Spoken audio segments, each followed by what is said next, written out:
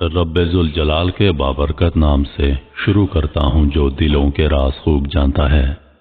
اللہ کی رحمت شبنم بن کر آپ کے گلستان حیات پر ہمیشہ برستی رہے۔ اللہ ہمیشہ آپ کو تنگیوں، تکلیفوں اور پریشانیوں سے بچائے، آمین یا رب العالمین۔ عیسم بن عدی کہتے ہیں کہ 3 افراد کا بیت اللہ میں اس بات پر اختلاف ہو گیا کہ اس دور کا سب سے بڑا سخی کون ہے۔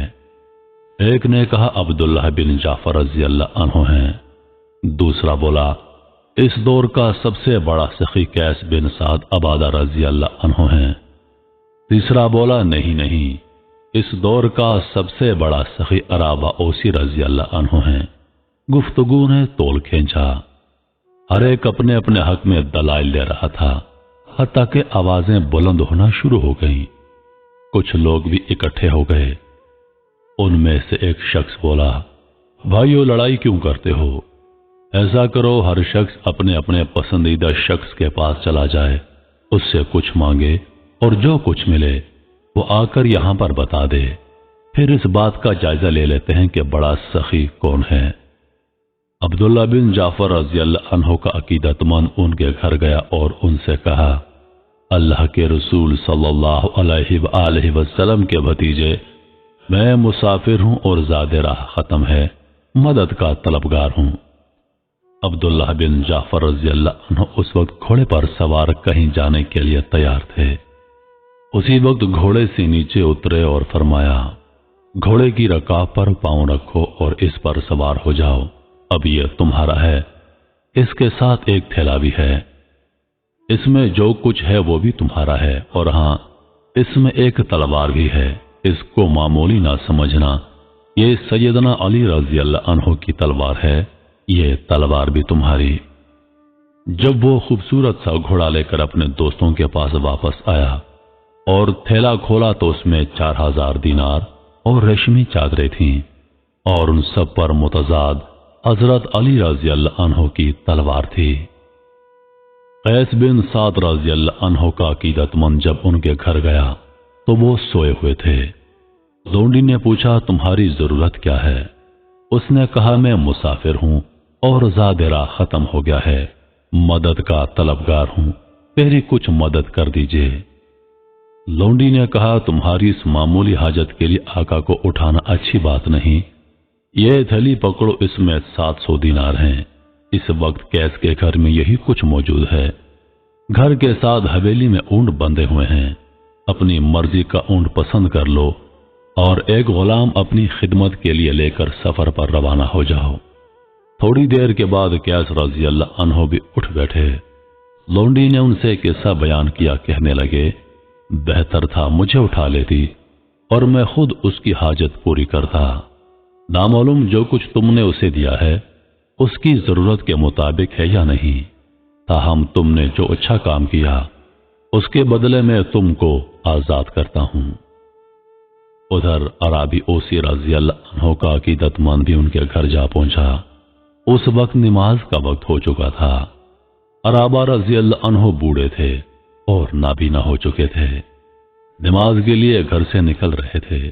2 غلاموں کے کندھوں پر ہاتھ رکھے ہوئے آہستہ آہستہ چلتے ہوئے مسجد کی طرف رخ کیے ہوئے تھے۔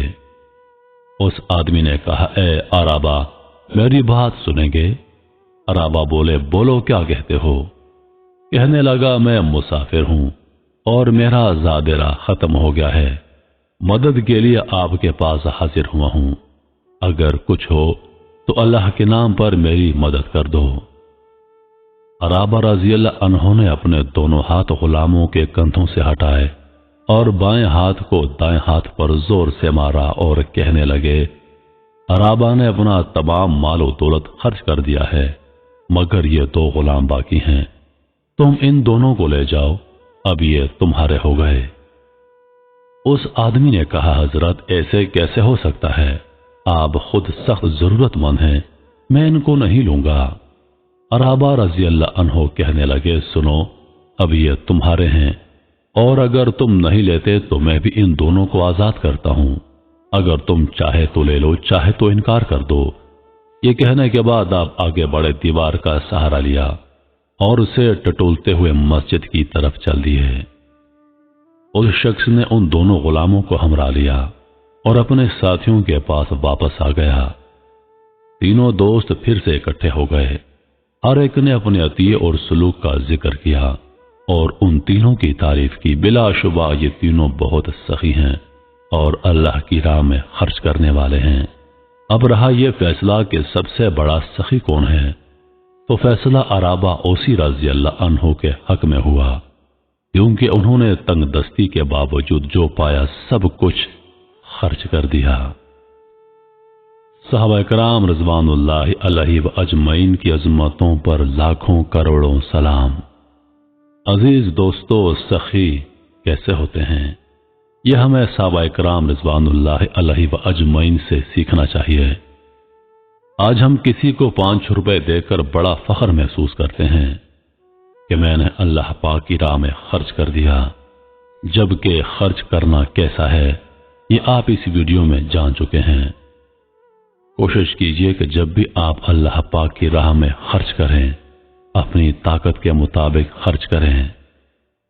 انہی لفظوں کے ساتھ میں اجازت چاہوں گا، اس امید کے ساتھ کہ سانسوں نے وفا کی تو اگلی بار ایک اور ویڈیو لے کر آپ کی خدمت میں حاضر ہوں گا۔ تب تک کے لیے خدا حافظ۔ اللہ پاک کا آپ سب کا حافظ و نگہبان۔ ہنستے رہیے اور ہمیشہ مسکراتے رہیے۔